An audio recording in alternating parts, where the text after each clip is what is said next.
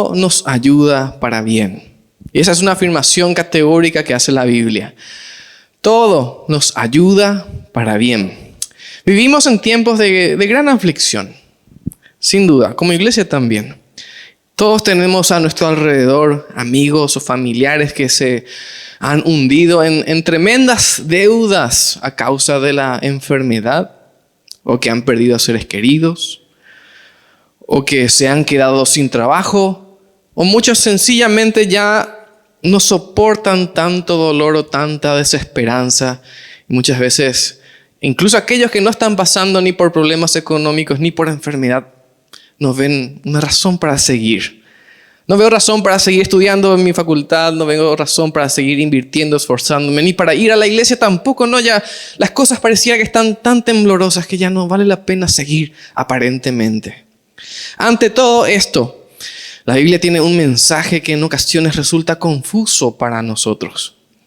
Porque la Biblia tiene un mensaje de esperanza, pero que atenta contra nuestra lógica humana. Y el mensaje es que este sufrimiento tiene un propósito. Un propósito que debe ser bien entendido. Esto es algo que escuchamos muy seguido.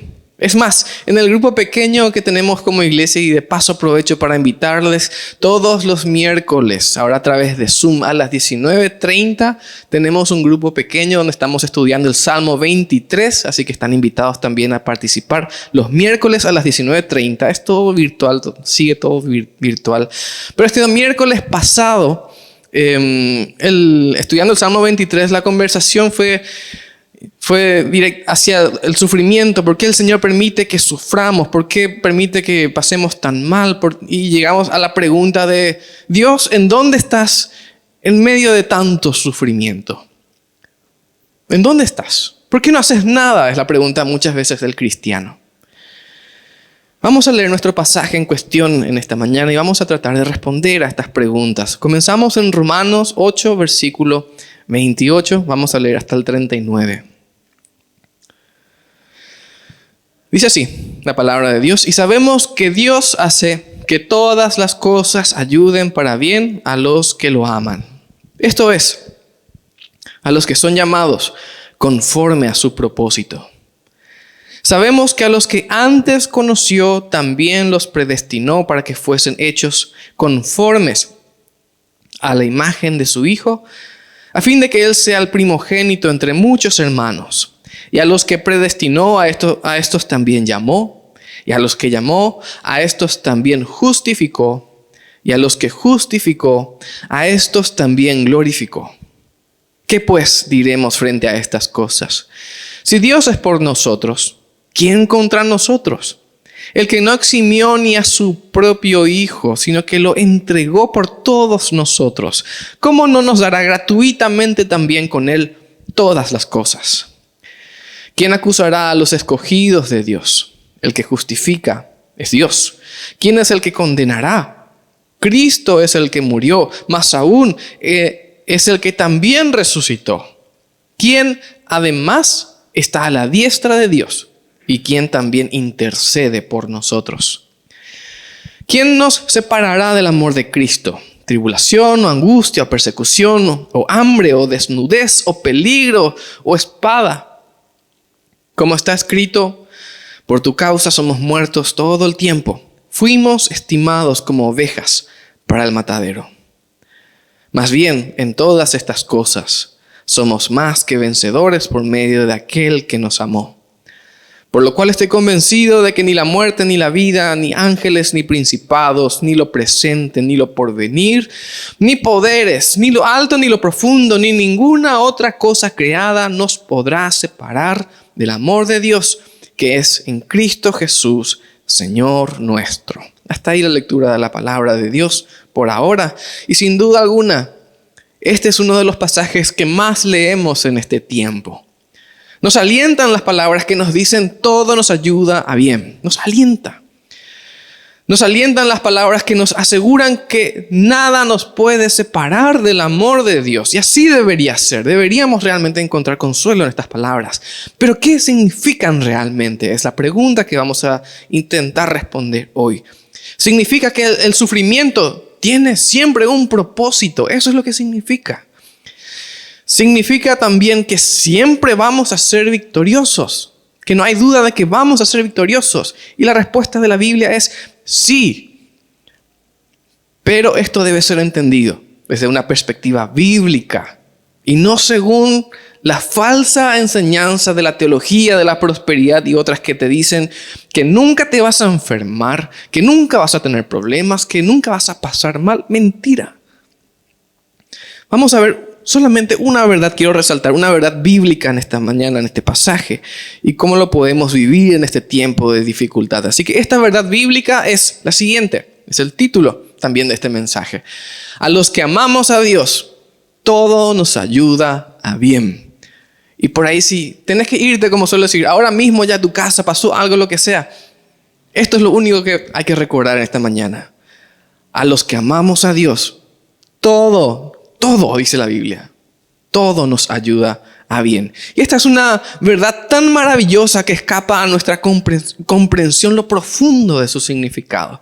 Lastimosamente somos muchos los que durante mucho tiempo también entendimos un poco al revés este pasaje bíblico. La versión popular que manejamos usualmente es, para los que aman a Dios, eso es lo que a veces repetimos, para los que aman a Dios, todas las cosas tienen un propósito. Eso es lo que a veces decimos. Todo tiene un propósito para los que aman a Dios. Y nos ponemos a buscar incluso un propósito de Dios en cada problema, en cada enfermedad, en cada accidente, en cada dificultad que vivimos. Decimos, bueno, Dios tiene un propósito en esto. Hay una muy sutil diferencia, pero importante diferencia entre decir lo que dice este versículo. Lo leo de vuelta. Sabemos que Dios hace que todas las cosas ayuden a bien para los que aman a Dios, a los que son llamados conforme a su propósito. Es diferente a decir, todas las cosas tienen un propósito. En ocasiones, con la mejor incluso de las intenciones, hemos dicho esto a alguien que está pasando por un problema o que pierde a un ser querido, le decimos, Dios tiene un propósito en esto. Le decimos a los hermanos que están en duelo o que reciben un diagnóstico de una enfermedad terrible o que pierden sus trabajos o algo así. Y les decimos, Dios tiene un propósito en esto. Y lo decimos con amor y con la mejor de las intenciones. Pero esto no es lo que enseña este pasaje bíblico. Vamos a ir por partes. Vamos a dividir este versículo en partecitas. La primera partecita de este versículo dice, todas las cosas ayudan a bien, para bien a los que aman a Dios. Esta es la primera parte. Vamos a ver, ¿quiénes son primeramente aquellos que aman a Dios? El Señor Jesús contó una parábola para enseñarnos esto. Lucas 7, 41 al 43. ¿Tenemos la proyección? Sí tenemos. Bien. Dice así la palabra de Dios. Cierto acreedor tenía 2 deudores. Uno le debía 500 monedas y el otro solamente 50 monedas. Como ellos no tenían con qué pagar, este acreedor perdonó a ambos. Jesús pregunta entonces, ¿cuál de estos lo amará más? Pregunta el Señor Jesús. Y respondiendo Simón, con quien él hablaba, dijo, supongo que aquel a quien perdonó más. Y Jesús dijo, has juzgado correctamente. Nosotros los de la iglesia, los cristianos, somos aquellos que hemos sido perdonados por Él, que hemos recibido su perdón. Somos nosotros quienes le amamos. Eso es lo que afirma la Biblia. Y cuanto más conscientes seamos de lo grande, de lo grandioso de nuestro pecado, debería ir en aumento también nuestro amor hacia el Señor. Primera de Juan 4:10 dice, en esto consiste el amor. No en que nosotros hayamos amado a Dios, sino en que Él nos amó a nosotros y envió a su Hijo en propiciación por nuestros pecados. ¿Hay entre nosotros personas que aman a Dios? Claro que sí. Hay muchos que dicen, sinceramente lo creen, Dios me perdonó. De todas mis faltas, mis pecados, mis crímenes, Dios me perdonó y le amo con todo mi corazón. Pero hay entre nosotros también, incluso dentro de la iglesia, aquellos que no aman de esta manera a Dios. Tal vez sí lo haya. Yo no puedo decir que sí porque tampoco lo puedo asegurar. Pero tal vez, porque muchos de nosotros no queremos aceptar nuestra condición de pecadores. Muchos de nosotros incluso nos comparamos con los demás Y viendo que otros son peores cristianos que nosotros, nos sentimos bien con nosotros mismos. Pero quienes reconocemos lo justo de nuestra condenación, qué justo fue Dios al condenarnos a la separación eterna. Y reconocemos lo grande de nuestra salvación. Amamos a Dios por sobre todo lo demás. Este es el centro de nuestra relación con Dios. Y es el centro también de este pasaje. ¿Cuánto amas a Dios? A los que aman a Dios, todas las cosas ayudan para bien. Tal vez, no sé si podemos arriesgarnos a decir los que más o menos aman a Dios, algunas cosas les ayudan para bien. A los que aman poquito a Dios, muy pocas cosas ayudan para bien. Pero a los que aman a Dios, todo ayuda para bien. Esto es un fundamento en este pasaje bíblico para entender cuáles son las cosas que realmente nos ayudan a bien a los cristianos. Vamos a la segunda parte de este versículo. Estamos sacando en pedacitos este pasaje bíblico. Leímos primeramente, todas las cosas ayudan para bien a los que aman a Dios. Esto es, dice la Biblia, a los que son llamados conforme a su propósito. A los que son llamados conforme a su propósito. Y es aquí donde normalmente hacemos el intercambio de palabras en este pasaje bíblico. Este pasaje no está diciendo que todas las cosas tienen un propósito, sino que Dios tiene un propósito. Dios tiene un propósito para tu vida. Nosotros somos llamados y obtenemos el regalo de la salvación para el cumplimiento de ese propósito divino. Somos receptores de un regalo que es el perdón, la salvación. Y Dios cumple a partir de ahí su propósito en nuestras vidas. ¿Y cuál es ese propósito? Nuestro bienestar pleno. La completa paz, que no tengamos que enfrentar problemas nunca, no experimentar sufrimiento. ¿Es ese el propósito de Dios? Y la respuesta de la Biblia es sí, para eso nos llamó el Señor. Y la pregunta entonces es, ¿por qué entonces estoy pasando tan mal? ¿Por qué tengo tantos problemas si me llamó a una vida abundante? ¿Por qué tengo problemas en mi trabajo? ¿Por qué me enfermo? ¿Por qué esto y aquello? Y la respuesta está en los siguientes versículos. Seguimos siempre Romanos 8, ahora el 29. Sabemos que a los que antes conoció, también los predestinó, dice la Biblia, para que fuesen hechos, y aquí comienza la descripción del propósito de Dios para nosotros, para que fuesen hechos conforme a la imagen de su Hijo, a fin de que Él, Jesús, sea el primogénito entre muchos hermanos. Y a los que predestinó, a estos también llamó. Y a los que llamó, a estos justificó. Y a los que justificó, a estos también glorificó. Hasta ahí leemos. En estos dos versículos tenemos varios muy importantes temas teológicos, pero que no podemos ver ahora por el tiempo. Pero vamos a pasar por ellos rápidamente. Primeramente habla de una predestinación, este pasaje. La predestinación que encontramos en la Biblia y en la que creemos y la que enseñamos como iglesia se refiere a la omnisciencia de Dios, que Dios sabe todo, y se refiere a la presciencia de Dios, que Dios sabe las cosas con anticipación. Esto es que Dios siempre supo quién se rendiría a su soberana voluntad y quién la rechazaría.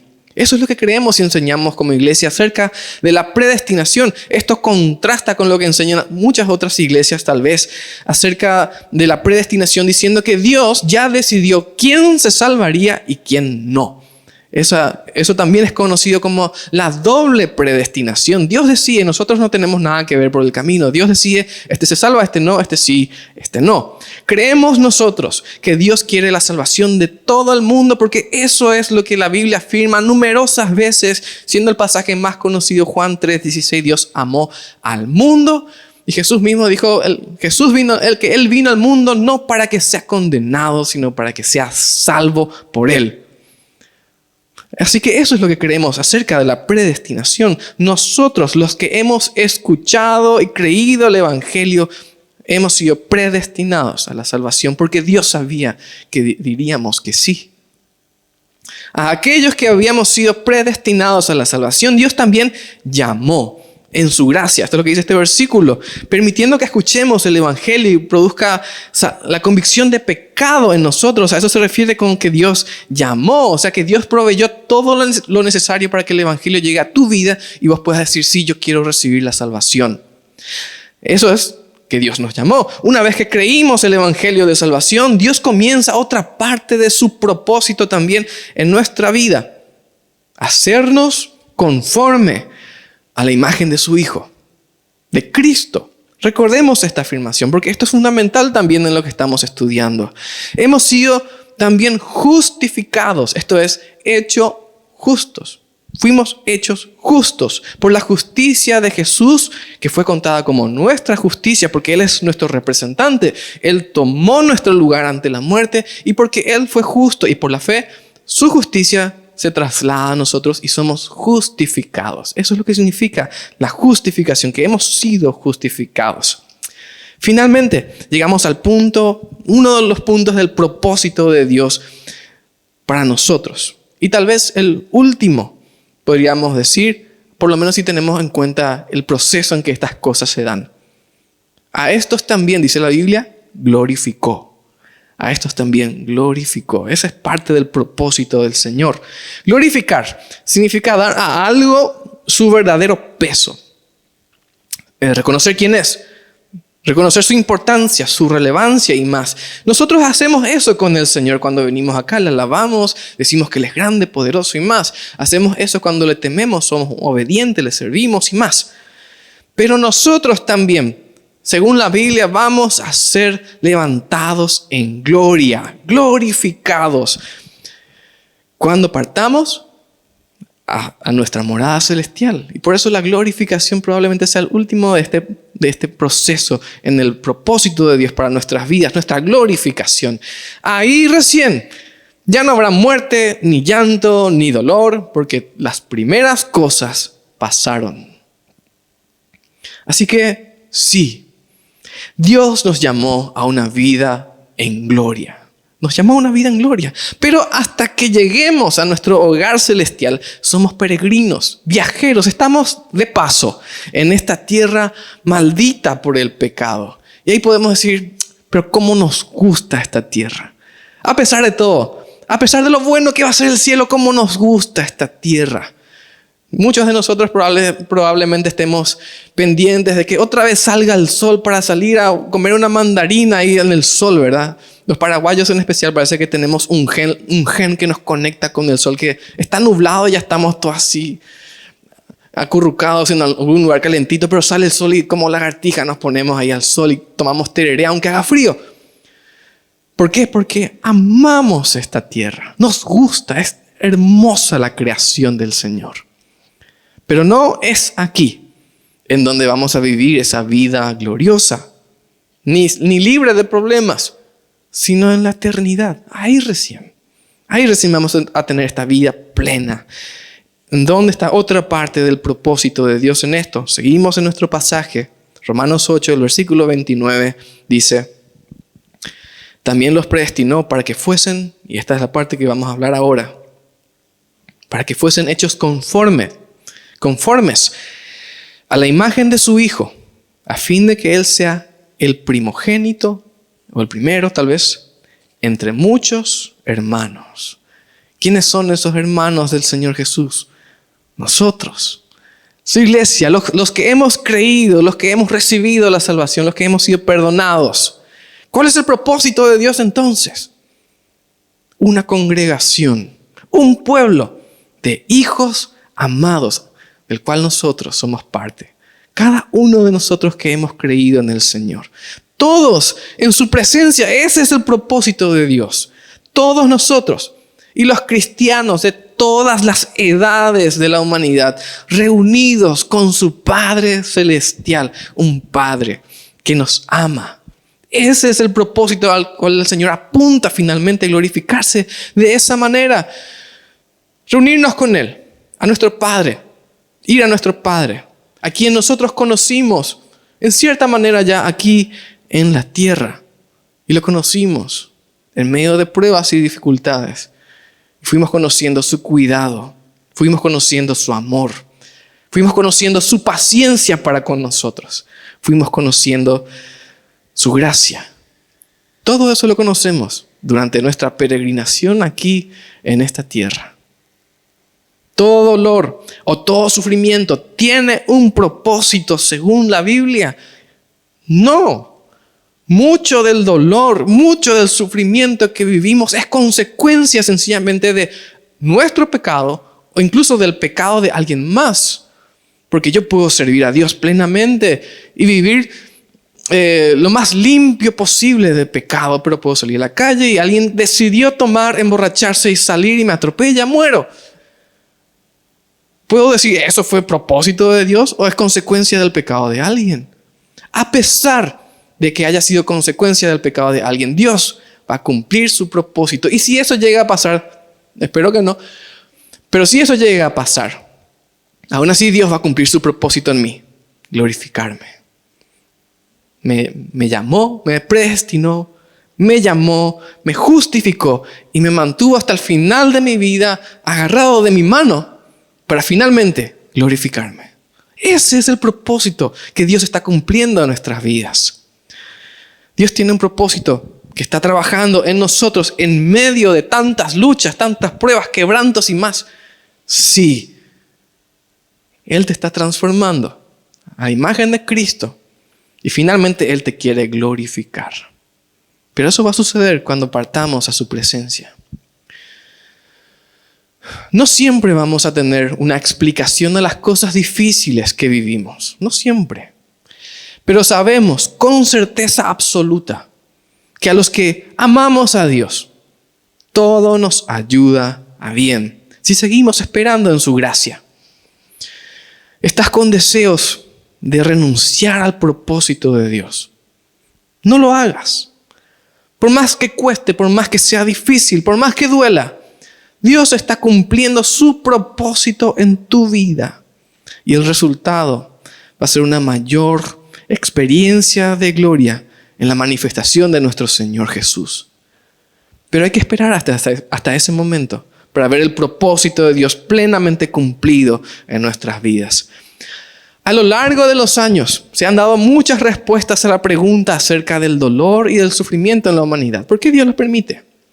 Por lo general, aunque tengamos alguna respuesta lógica, bien pensada, ninguna suele servir de consuelo para quienes están en duelo o dolor, aparte de la fe y aparte de la vida eterna que tenemos en Él. No hay consuelo. Pero si entendemos que todo nos ayuda a bien, debemos cambiar nuestra manera de vivir. Porque debemos creer esto para que todo nos ayude a bien. De lo contrario, no va a ser así. Nuestro segundo punto y último punto es: nuestra manera de vivir, según la Biblia, es esta: más que vencedores. Esto lo afirma la Biblia: más que vencedores. Eso somos nosotros. Tenemos asegurado todo aquello que Dios nos prometió. Está asegurado. En este pasaje encontramos que toda prueba nos ayuda a bien, toda dificultad, que Dios ya preparó todo para que lleguemos a la salvación completa, que Dios nos justificó, nos hizo hijos suyos, hermanos con Cristo, y ciertamente en el día del Señor Él nos va a glorificar. Está 100% asegurado, sin duda. Entendiendo todo esto, ¿cómo debemos vivir en medio de todo este sufrimiento, en medio de todas las pruebas que tenemos? La respuesta de la Biblia es como más que vencedores. Más que vencedores. No como gente poderosa, creyéndonos poderosos, ricos o los más bellos de la tierra, gente importante o algo por el estilo. Como gente que tiene la victoria asegurada. Asegurada. Vamos a seguir con nuestro pasaje. Romanos 8:35. Dice: ¿quién nos separará del amor de Cristo? Hay una lista ahí larga de cosas que podrían separarnos de Él. Tribulación, angustia, persecución, hambre, desnudez, peligro, espada. Como está escrito: por tu causa somos muertos todo el tiempo.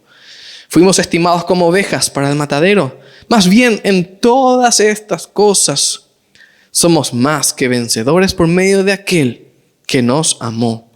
Por lo cual estoy convencido de que ni la muerte, ni la vida, ni ángeles, ni principados, ni lo presente, ni lo porvenir, Ni lo alto, ni lo profundo, ni ninguna otra cosa creada nos podrá separar del amor de Dios que es en Cristo Jesús, Señor nuestro. Nada va a impedir que Dios cumpla su propósito. Ni las pruebas, ni las dificultades. Nada. Una de mis ilustraciones más amadas de la Biblia es la parábola que cuenta el Señor Jesús sobre los dos hombres que construyen su casa. Esa parábola realmente me fascina. Uno construye su casa sobre la arena, el otro sobre la roca. Y cuán maravillosa es esta comparación que hace el Señor Jesús, porque describe de manera tan simple nuestras luchas, nuestras pruebas, nuestra experiencia aquí en la tierra, de una forma tan sencilla que hasta cualquier niño lo puede entender sin mucha dificultad. Me imagino una casa, tal vez mi casa de fe, construida sobre la roca. Tal vez puedas imaginarte ahora mismo cómo es tu casa, la casa que estás construyendo en el Señor. Podría ser tal vez un castillo inmenso lleno de torres con salones de baile y más. Tal vez te imagines tu casa más bien como una casa sencilla de barro, con techo de paja.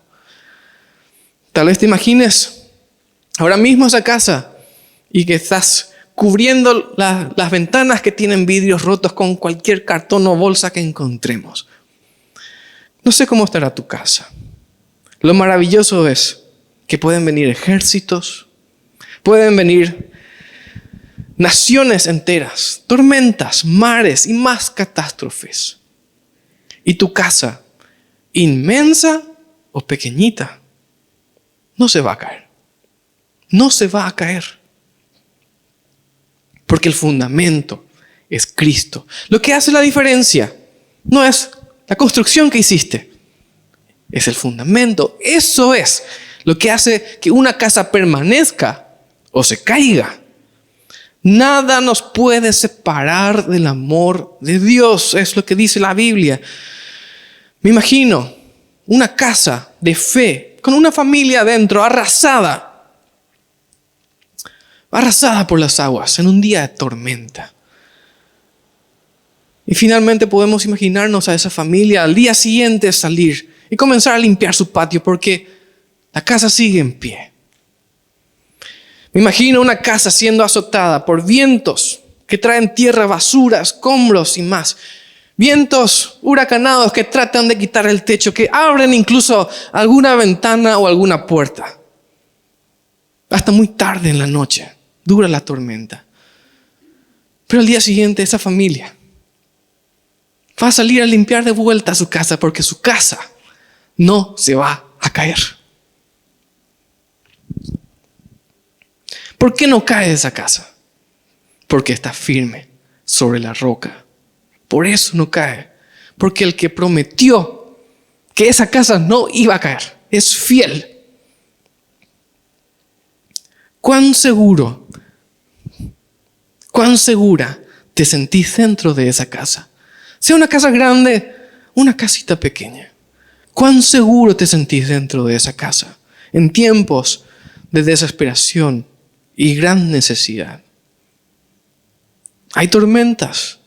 Entrá a esa casa de fe, protégete.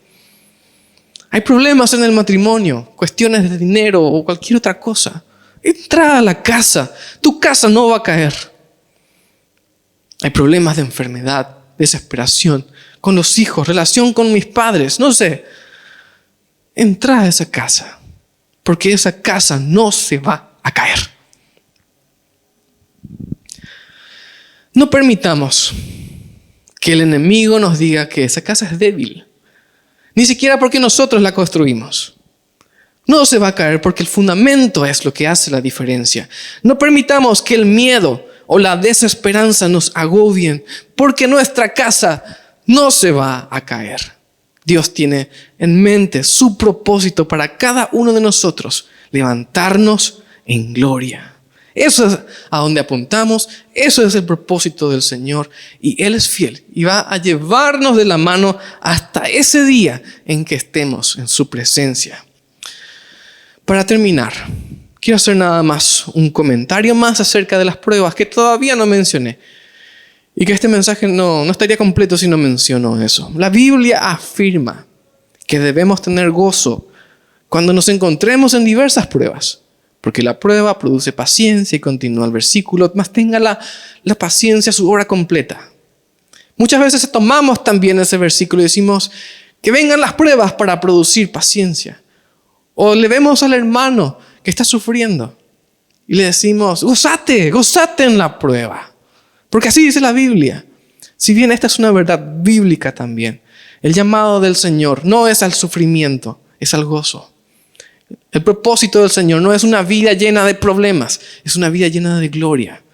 Pero mientras estemos caminando aquí, tenemos que mantenernos fieles a Él, amándole por sobre todas las cosas. Y ahí todas las cosas nos van a ayudar para bien. ¿Cuánto estamos amando a Dios? Tal vez sea la pregunta. ¿Cómo está mi amor por Dios? Podríamos decir, esta es la clave para que todo nos ayude para bien. Si no amamos a Dios, no nos van a servir todas las cosas para bien. ¿Qué estás viviendo ahora mismo? ¿Estás viviendo tremendas pruebas en dolor? Acudí al Señor. Él está sosteniendo tu vida. Aunque no tengas ganas, ni te sientas, por decir de una forma, inspirado a leer la Biblia, a orar o algo más. Él sigue obrando en tu vida, aún en este valle de sombra de muerte. Tal vez haya alguien aquí que diga, ese no es mi caso. Bonanza total. Tengo el cielo descubierto, sol pleno y mi casa está ahí lista para construirse. Construí tu casa. Construí, asegúrate de que estás poniendo cada ladrillo sobre el fundamento que es Cristo. Una buena casa, una casa fundada sobre el Señor. Aprovecha los buenos tiempos para servirle. Los buenos tiempos no duran para siempre. Qué bueno sería que los aprovechemos para honrarle con todo lo que tenemos y aumentar nuestro amor hacia Él. Quiero invitarles a inclinar su rostro un momento. Y si hay alguien aquí o alguien que tal vez esté viendo la transmisión de este culto, que está pasando por grandes pruebas, grandes dificultades, algún hijo de Dios, y dice, yo necesito que el Señor me fortalezca, te invito a que ores conmigo. Vamos a orar juntos y pedirle al Señor que Él nos aliente, nos fortalezca, nos socorra. Vamos a entrar a esa casa de fe que sabemos que no cae. Tal vez estén viendo también este mensaje personas que no conocen al Señor o que no le entregaron todavía sus vidas. El Señor tiene un propósito para tu vida. El Señor quiere darte la salvación, quiere entregarte el perdón, pero eso requiere que nosotros reconozcamos que somos pecadores, le pidamos perdón y le hagamos Señor de nuestra vida. Si ese es tu deseo, yo te invito también a que sigas esta oración. Vamos a orar. Nuestro Padre y Dios, te damos gracias porque en tu palabra encontramos promesas de vida eterna. Encontramos que nunca nada va a tumbar la casa que construimos en fe sobre el fundamento que es Cristo. Te pedimos, Señor, que en este momento nos des valor para seguir adelante. Nos des consuelo en medio de tanto sufrimiento. Nos des tu provisión, Señor, en medio de tanta necesidad. Te rogamos que aquellos que estamos en bonanza nos ayudes a construir bien esta casa, aprovechando los buenos tiempos para servirte. Y te damos gracias porque tu palabra nos alienta. Señor, también entre nosotros estamos algunos que nunca te hemos entregado todavía nuestra vida.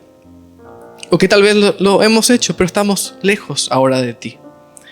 Queremos reconocer nuestra vida de pecado, que somos pecadores. Y te pedimos perdón en esta mañana. Y queremos comenzar una nueva relación contigo. Queremos que seas nuestro Señor y nuestro Salvador. Te doy gracias por llamarme a mí por mi nombre, por ser tan paciente. Y te pido tu ayuda y la vida eterna en el nombre de nuestro Señor Jesús. Amén. Hermanos, que el Señor nos bendiga. Y si alguien tomó en esta mañana también la decisión de entregar su vida al Señor, que se comunique con nosotros. con la iglesia, con algún cristiano que le pueda indicar cuál es el siguiente paso que debe dar. Que el Señor nos bendiga.